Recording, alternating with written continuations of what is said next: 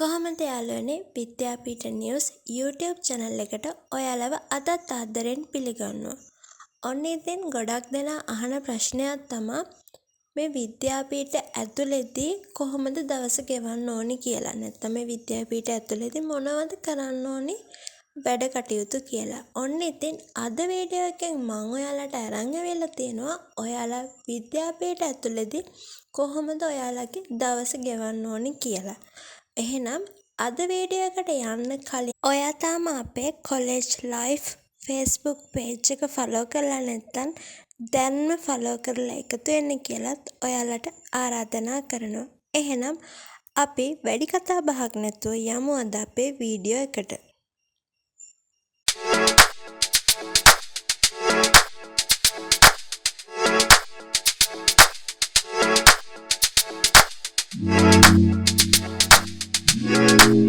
Video එකට යන්න කලින් ඔයාලට පුංචි දෙයක් කියන්න තියෙනවා. දැන් මම මේ වීඩියෝ එකේ සඳහන් කරන වෙලාවන් විද්‍යාපීඨයෙන් විද්‍යාපීඨයට පොඩි වෙනසක් සිද්ධ වෙන්න පුළුවන්. එතකොට ඒ දේත් මතක තියාගෙන අපි යමු වීඩියෝ එකට.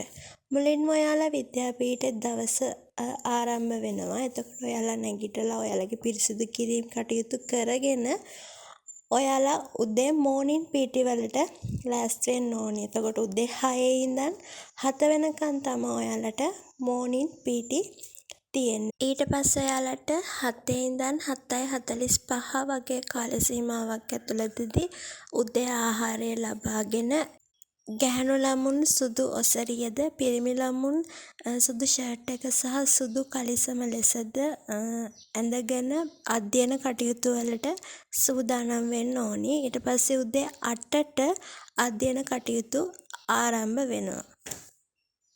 ඊට පස්සේ ඔයාලට 9:45 ඉඳන් 10 වගේ වෙනකන් කෙටි තේ විවේකයක් ලැබෙනවා. එතකොට මම මේ කියන වෙලාවන් මම මුලින් කිව්වා වගේම ඔයාලට කොලෙජ් එකෙන් කොලෙජ් එකට වෙනස් වෙන්නත් පුළුවන් වෙනවා. ඊට පස්සේ තේ විවේකයෙන් පස්සේ ආපහු ඔයාලගේ ඇකඩමික් ටයිම් එක පටන් ගන්නවා. එතකොට දවල් 12 වෙනකන් ඔයාලගේ ඇකඩමික් ටයිම් එක තියෙනවා. ඊට පස්සේ ඔයාලට 12 ඉඳන් 1 වෙනකන් ඔයාලගේ දවල් කෑම විවේකය හම්බ වෙනවා. දවල් කෑම විවේකයෙන් පස්සේ ආපහු 1 ඉඳන් ඇකඩමික් ටයිම් එක පටන් ගන්නවා. ඊට පස්සේ මේ ඇකඩමික් ටයිම් එකේදී ඔයාලට කාලසටහන් ලබා දෙනවා. කාලච්ඡේද වෙන් කරලා තියෙනවා. එතකොට ඒ කාලසටහන් වලට අනුව තමයි වැඩ කටයුතු වෙන්නේ. ඊට පස්සේ ආපහු ඔයාලට 3:45ට ඔයාලගේ ඇකඩමික් ටයිම් එක ඉවර වෙනවා. ඊට පස්සේ 3:45ට ඔයාලට ආපහු කෙටි තේ විවේකයක් ලබා දෙනවා.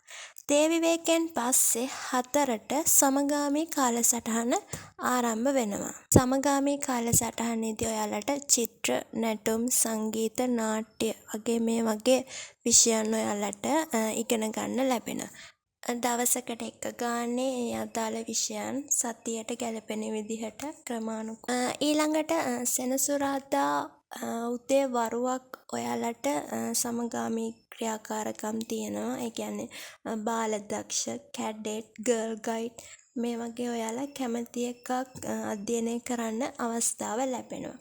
ඊට පස්සේ 12න් පස්සේ සෙනසුරාදා 12න් පස්සේ සහ ඉරිදා යන දවස් ඔයාලට නිවාඩු හම්බෙනවා. එතකොට ඔයාලට හොස්ටල් ඇතුලේ ඉන්න පුළුවන්. ඔයාලගේ දෛනික වැඩ කටයුතු හොස්ටල් පිරිසිදු කරන ඒවා, ඔයගොල්ලෝගේ රෙදි සෝදන ඒවා, ඔයගොල්ලෝගේ අධ්‍යයන වැඩ කටයුතු කරගන්න ඔයාලට මේ ඉරිදා දවස සහ සෙනසුරාදා වරුවක් ලැබෙනවා. ඔන්න ඉතින් මේ විදිහට තමයි විද්‍යාපීඨ ඇතුළේදී ඔයාලගේ දවස ගෙවෙන්නේ. එතකොට මම මේ කියපු දේවල් වලින් විද්‍යාපීඨයට සමහරක් දේවල් පොඩි වෙනස්කම් සිදු වෙන්න පුළුවන් වෙලාවන් සම්බන්ධව. නමුත් මේ ආකෘතිය එකම විදිහටම තමයි ක්‍රියාත්මක වෙන්නේ.